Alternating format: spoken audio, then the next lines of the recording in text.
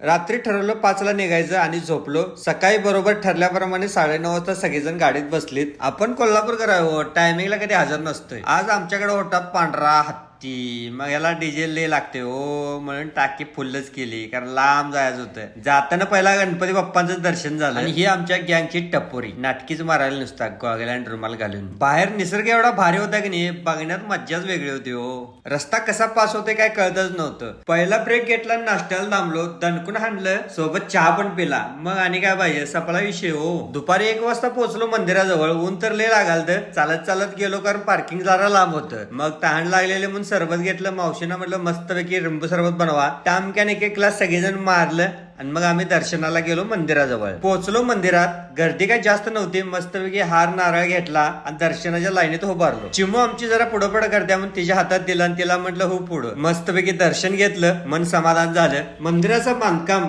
आणि नक्षीकाम बघितलं, एकदम भारी होतं, एकदम रेखीव. मी तर थोडा वेळ फक्त तेच पाहत बसलेलो. कोकणातील मंदिरांची हीच वैशिष्ट्य आहेत हो, आणि तीच बघायला भारी वाटतात. मंदिराच्या मागच्या बाजूला 2 दरीच्या मधून समुद्रामध्ये जायला रस्ता आहे आणि आम्ही तिकडे गेलेलो. या पॉइंटला काय म्हणतात मला नाव लक्षात नाही, तुम्हाला माहित असेल तर नक्की कमेंट करून सांगा. खाली पोहोचलो तर एकदम भारी होतं. तिथून आमचा परतीचा प्रवास सुरू झाला.